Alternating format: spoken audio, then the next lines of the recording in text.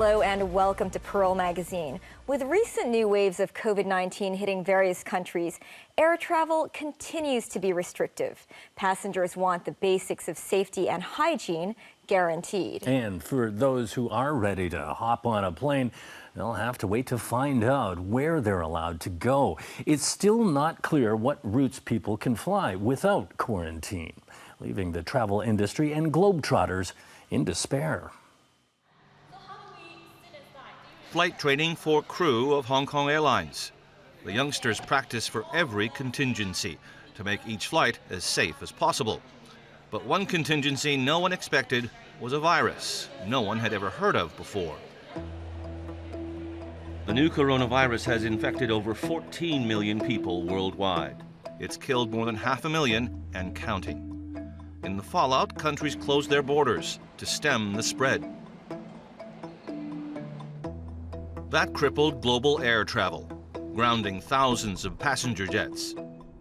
The only thing going sky high these days are the industry's losses. The estimates are it will need $200 billion to survive the pandemic. Airline executives expect to wait a while before things are back to normal as travelers behave with an abundance of caution.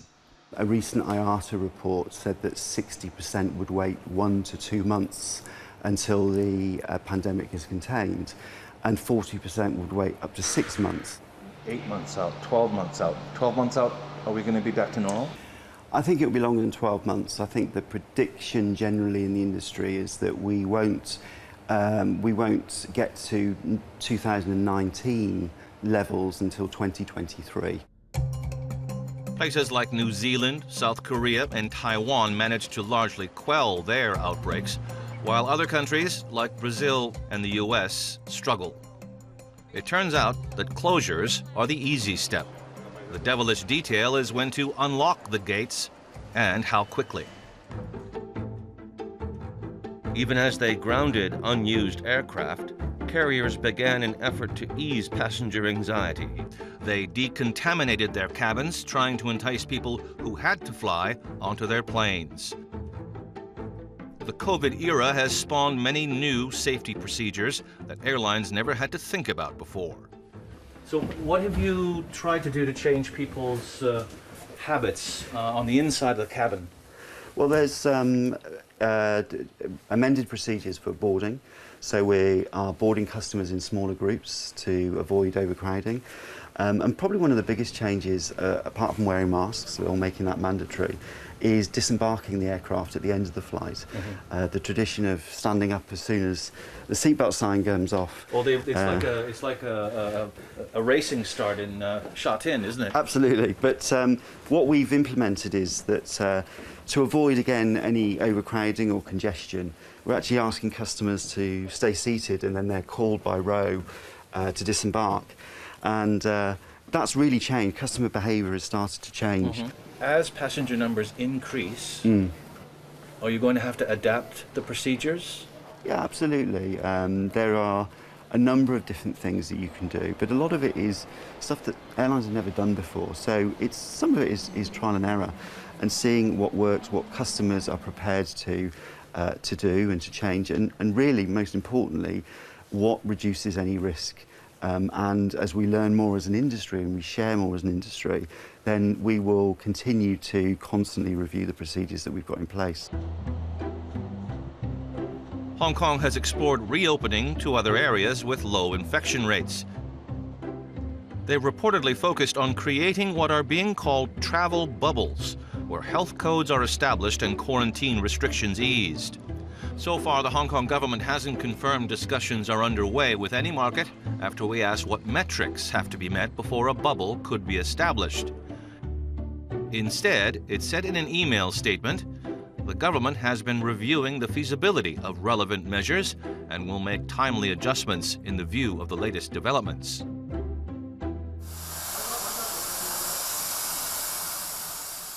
The latest developments here have been a third wave of virus infections, 30% of which could not be traced back to their sources. The Travel Industry Council of Hong Kong says business travelers will lead the way in the recovery of the travel business. Staff traveling on the company dime may be the only travelers that can afford a trip. Testing will play an important role in travel plans, increasing safety, but also the cost. So the virus test is very important, but however, the price is also another issues. Like right now, it costs about around 1,000 Hong Kong dollars with the doctor's advice, and that would take 7 days for you to travel. Okay, I'm a traveler. I want to go to Guangdong next week because the bubble has been established between Hong Kong and Guangdong. Okay, I know we don't have official procedures, but what do you think a traveler will have to do? Once the reciprocal agreements being the governments have reached, first of all, the health code system is being established. Travelers, before their departure, they may have to do the virus test first. Once the test is negative, they might need to go to the doctor to endorse the results. They might upload the information to your health code system, and then you can buy the ticket to go to Guangdong. Most agree there's a Goldilocks zone where a reopening doesn't happen so quickly that virus infections spike again, but not too slowly so that economies remain choked and unemployment spikes. At the moment, the carriers are getting by on government aid, a drip feed of passenger ticket sales, more cargo business, and bailouts. Hong Kong Airlines has reportedly received around $2 billion in aid from the government. Cathay Pacific got a humongous $30 billion bailout to ensure Hong Kong's status as an aviation hub and avoid a rumored takeover by major shareholder Air China. Security experts say improvements have to be made in areas that may not have strong health services and reliable infection data. A travel bubble can be popped any time that a fresh outbreak occurs. Well, I wish the people of Indonesia well, but sadly, it looks to me like that outbreak is, particularly in Jakarta, is much worse than is being reported. That's probably the largest one. Thailand seems much better than I expected, and their healthcare system is actually quite robust. India, I think, is a real concern. Vickers says he's telling his business clients that want to resume travel to exercise some common sense. You don't put all your eggs in one basket, so it's not a great idea to send your whole board of directors to a board meeting in Bali or wherever wherever we think is a good idea. So one is segregate your key people so that God forbid if something does occur, you've not wiped out your command and control group. Vickers says though the World Health Organization has been criticized for its virus response during the crisis, the organization keeps good data on record that travelers can use to determine if a destination is a safe one or too risky.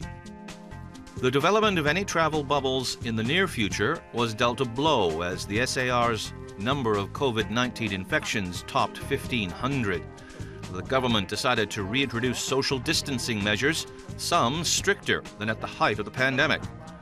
These include an unprecedented one-week ban on dine-in services between 6 p.m. and 5 a.m. Masks on public transport and taxis will be mandatory. Border control measures will remain in place, plus incoming travelers from high-risk areas will need to show a clean bill of health before boarding and face another round of virus tests upon arrival in Hong Kong. This is a time for tightening, which means that it will affect business, which means that people will become more inconvenient. So I will have to appeal to people that I fully understand they want to go to book fair, they want to go to a restaurant, they want to meet friends. But this is a time for us to put our act together in order to fight this latest re-emergence of cases. So it may take even longer for air travel to recover as local and global infection rates continue to mount. Up next, a look at how the pandemic is creating more jobless in Hong Kong. And how the jobless are finding themselves on the street when Pearl Magazine returns.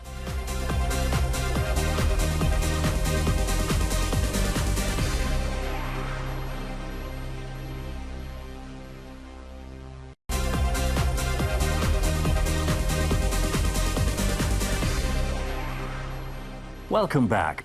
Homelessness has been a social issue in Hong Kong for a long time. As the pandemic continues, a growing number of jobless people have found themselves on the streets. Many are returnees from the mainland. Some have managed to land in shelters. NGOs say the government needs to do more to help the homeless stand back on their feet.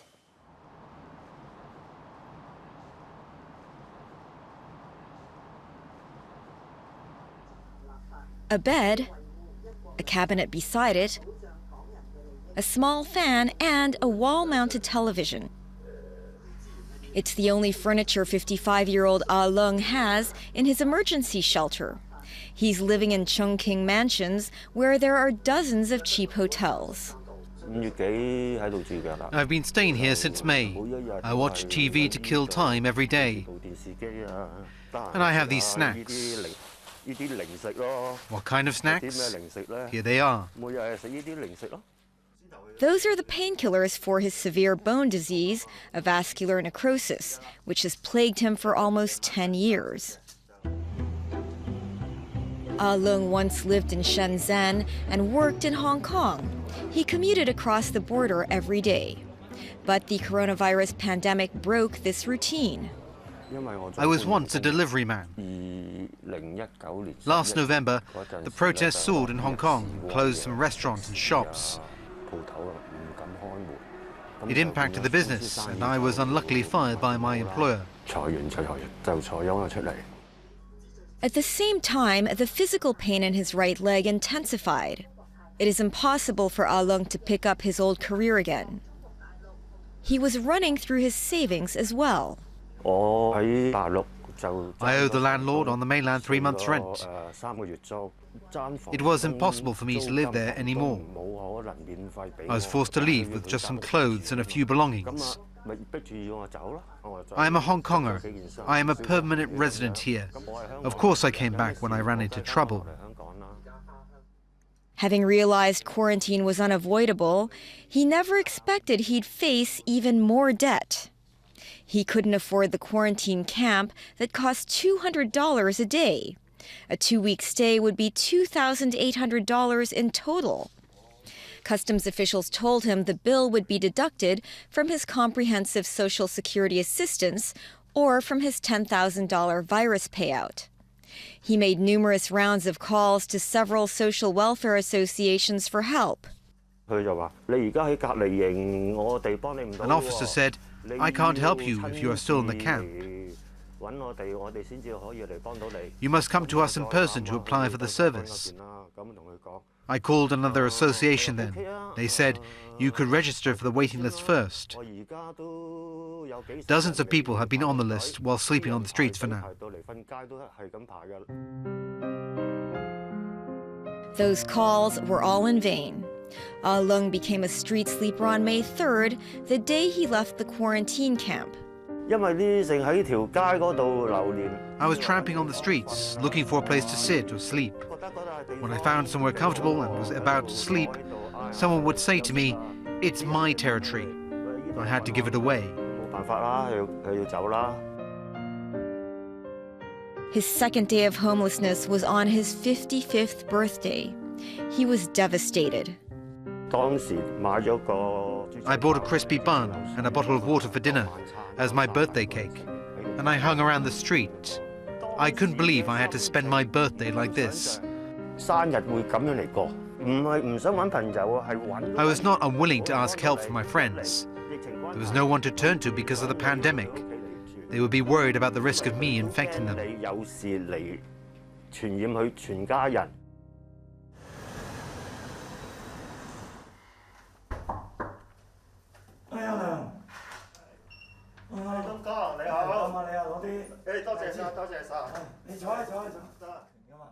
Ng Wai Tung, a social worker who has been dedicated to serving the homeless for 2 decades, helped him apply for the CSSA and rent a hostel room in Chungking. Mainland returnees were once taxpayers.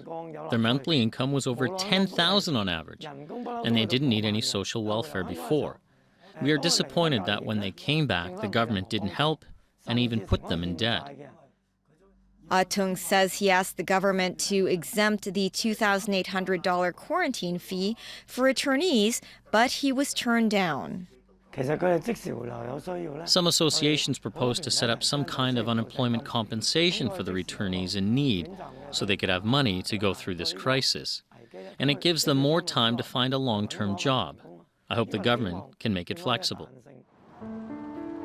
This April and May, Tung and his team surveyed the impact of the pandemic on homeless people who did not get CSSA.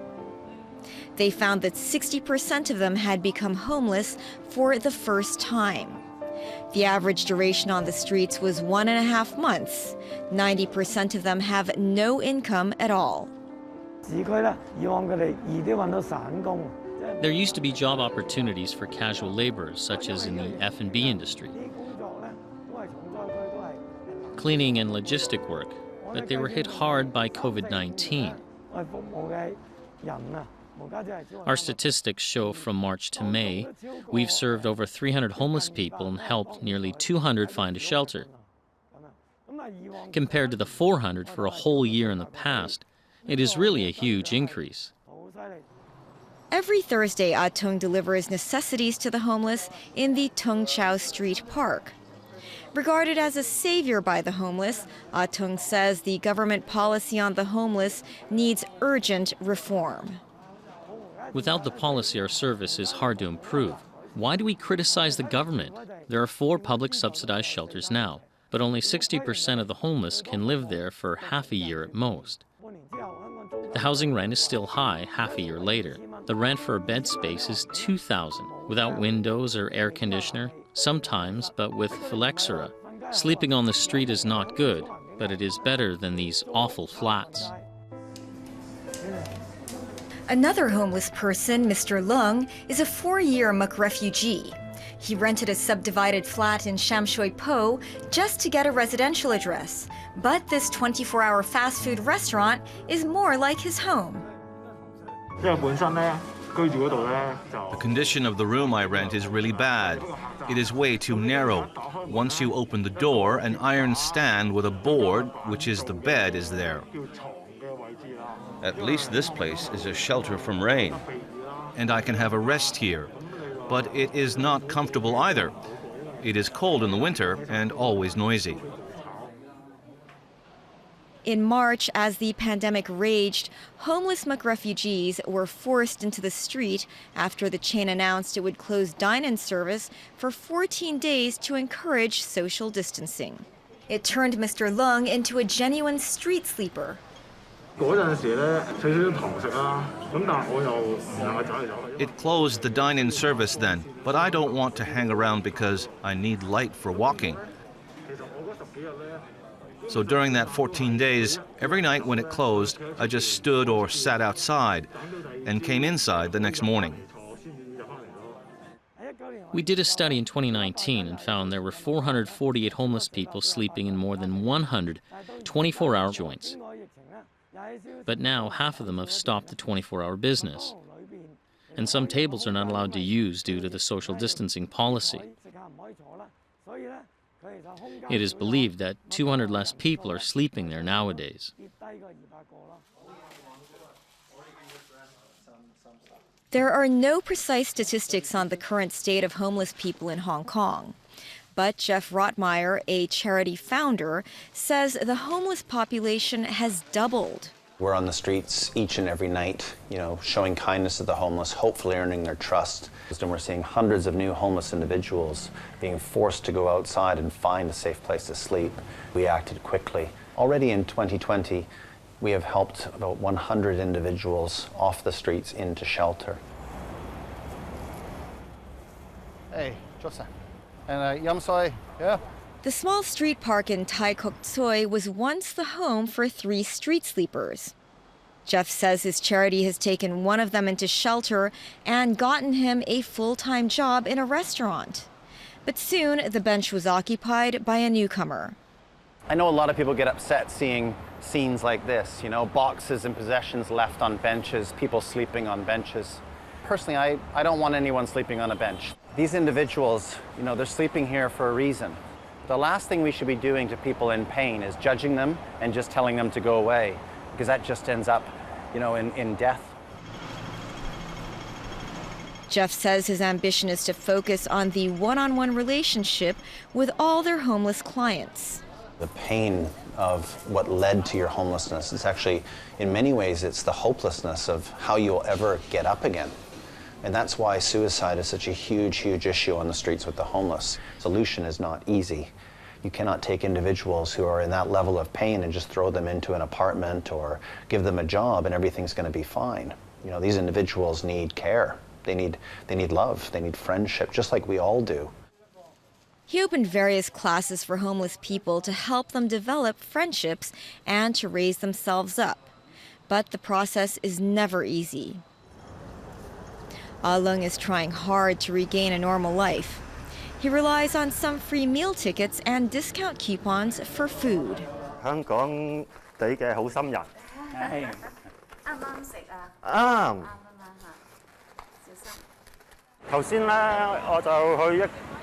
I went to a restaurant run by the kind-hearted just now. They deliver meals for the people in need from 5:30 p.m. to 6 p.m. every Tuesday, Thursday and Saturday. They deliver the Indian food, something different for me. That's our show. Thanks for watching. Next week, how the pandemic is creating more hurdles for the mentally ill. And local tourism is on the rise with travel restrictions. But is it enough to sustain the industry? Thanks for watching. Good night.